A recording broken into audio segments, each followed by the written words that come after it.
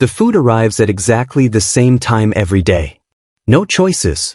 No smell of cooking. No conversation about taste. Within weeks, men who once argued, laughed, negotiated, and resisted begin to move differently. Slower, quieter, more reactive, less expressive.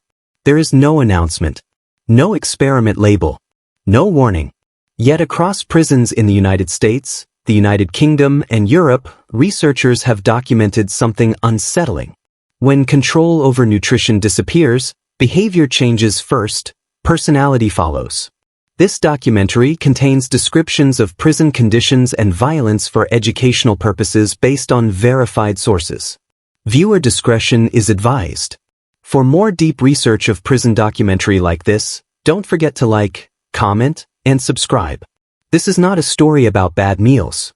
It's about what happens to the human mind when food becomes repetitive, nutritionally deficient, and psychologically meaningless, over months, then years. Drawing from official correctional data, psychological research, and long-term prison studies, this documentary examines how institutional diets quietly shape mood, impulse control, aggression, and social behavior inside prisons. The evidence comes from the National Institute of Justice, the American Psychological Association, California Department of Corrections and Rehabilitation, research by Dr. Craig Haney, sociological work by John Irwin, behavioral studies from the Chicago Crime Lab. No speculation, no dramatization, only patterns, repeated across systems, countries, and decades. The loss of choice.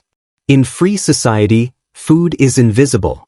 Inside prison, it becomes a constant psychological signal. Every tray communicates the same message: you are not an individual here. Research funded by the National Institute of Justice shows that loss of personal choice is one of the earliest stressors to alter inmate behavior. Food is one of the first domains where this loss becomes unavoidable. Meals are identical, scheduled, calorie-focused, not nutrient-focused. Designed for cost efficiency, not mental stability. In California state prisons, CDCR data confirms that meals are standardized across facilities, with minimal variation week to week. This creates predictability, but also monotony. Psychologically, predictability without autonomy produces a specific response: learned passivity. Dr. Craig Haney's work on institutional environments explains this shift clearly. When individuals repeatedly experience situations where their preferences have no effect, they stop attempting to assert them, even when opportunities later appear. Food accelerates this process. Inmate interviews collected during long-term incarceration studies describe a gradual narrowing of emotional range. Less anticipation, fewer complaints, reduced motivation to negotiate socially. Not because inmates adapt well, but because the brain conserves energy under chronic control. One former inmate interviewed during post-release psychological assessment described it this way: after a while, you don't even think about meals. You just eat fast and sit down. It felt like my reactions were shrinking. This is not depression, it's emotional compression, a state documented by the American Psychological Association as an early indicator of institutional psychological adaptation. At this stage, behavior looks calm, orderly, manageable. But this is where the foundation is laid. Because when the body receives food that sustains survival but not neurological balance, impulse control becomes fragile. And that leads to the next shift: biology before behavior. Aggression inside prison is often framed as a moral failure. The data suggests something else. Studies referenced by the National Institute of Justice and the Chicago Crime Lab show that behavioral incidents spike not randomly, but in patterns that correlate with diet composition, nutrient stability, and meal timing. This isn't controversial in psychology. It's biology. The human brain consumes a disproportionate amount of energy. When nutrients tied to neurotransmitter regulation, such as omega fatty acids, iron, magnesium, and certain B vitamins, are consistently low, the brain prioritizes survival responses over regulation. Inside institutional settings, this shift becomes visible. Researchers analyzing misconduct reports in multiple U.S. correctional facilities found that irritability, impulsive rule-breaking, and sudden conflicts increased most frequently during periods of dietary monotony combined with environmental stress. Not hunger. Neurochemical instability. The American Psychological Association has long documented the link between nutritional deficiencies and reduced impulse control. In prison, this effect is amplified because individuals cannot self-correct through choice.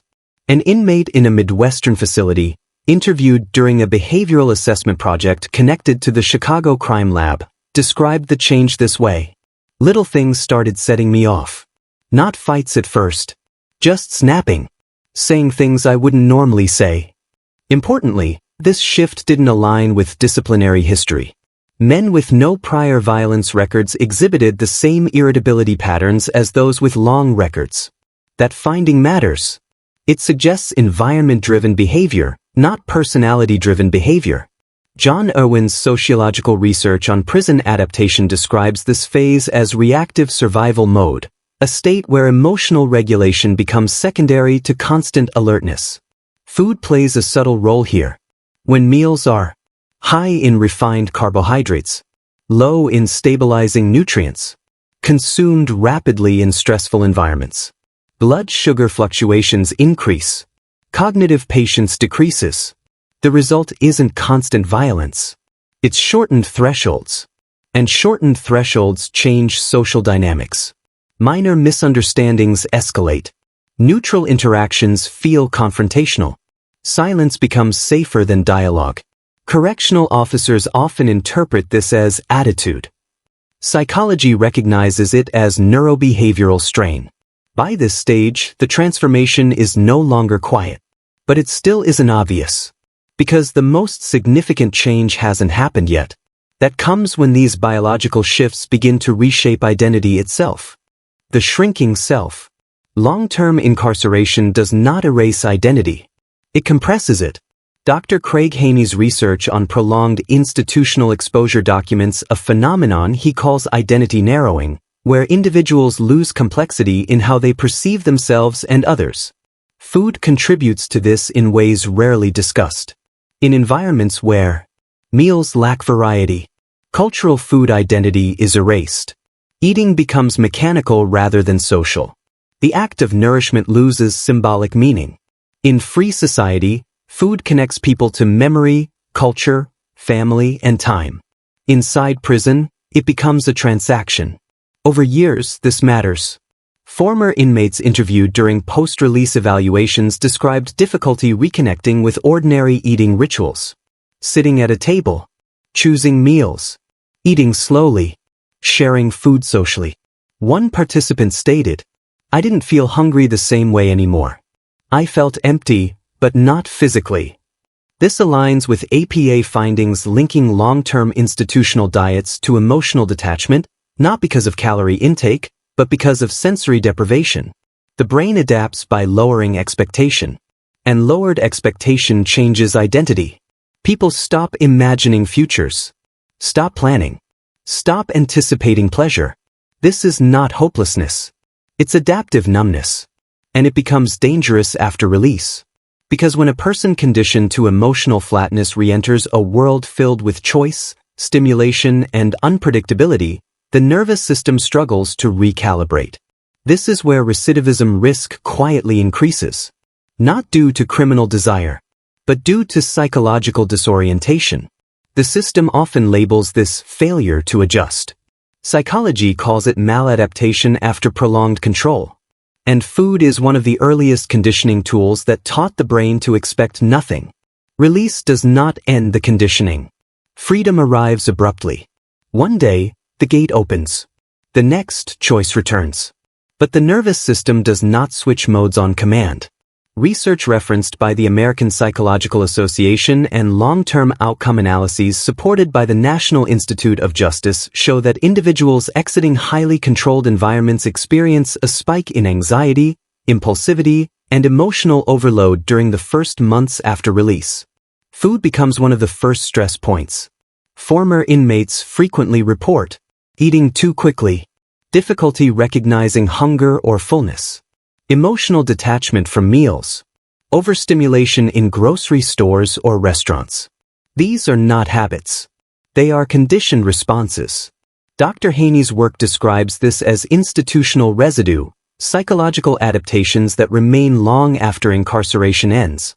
In this phase, the very thing that once dulled emotion now overwhelms it. Ultra-processed foods outside prison offer intense flavor, rapid blood sugar spikes, and immediate sensory reward. For individuals whose brains have adapted to monotony, this sudden contrast can destabilize mood and impulse control. Several reentry counselors interviewed in studies tied to the Chicago Crime Lab observed that early parole violations often follow periods of emotional dysregulation, not criminal planning. Missed appointments. Reactive decisions.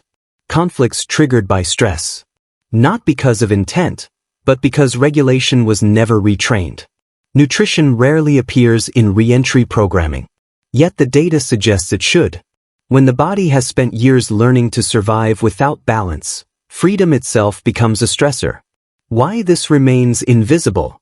Prison food policies are typically evaluated by cost, calories, and compliance. Mental health outcomes are rarely part of the equation. According to CDCR documentation and parallel correctional standards, meals are designed to meet minimum nutritional thresholds, not optimal neurological functioning. That distinction matters. Because meeting survival standards does not protect psychological stability. The effects documented in this documentary do not appear on incident reports immediately. They surface gradually, in disciplinary patterns, in withdrawal, in emotional flattening, in post-release adjustment failure. These outcomes are difficult to measure and easy to ignore. John Irwin's sociological analysis emphasizes that systems normalize whatever maintains order. If a diet reduces overt resistance while increasing long-term damage, it is rarely questioned. The result is a cycle. Emotional suppression inside. Dysregulation outside. Increased risk of return. Not because people are broken, but because they were conditioned to survive a system, not a society. What this really means? This is not an argument for comfort. It is an argument for understanding. Food inside prison is not neutral. It is a daily psychological signal, repeated thousands of times. When behavior changes slowly, it is mistaken for character. When identity compresses quietly, it is called adaptation. But psychology tells a different story. What we feed people, especially when they cannot choose, shapes how they think, react, and reintegrate, long after the tray is gone. If this documentary challenged how you think about incarceration, psychology, or rehabilitation, subscribe. Not for outrage, not for spectacle, but for evidence-based examinations of the systems that quietly shape human behavior. Because the most powerful forces are often the least visible.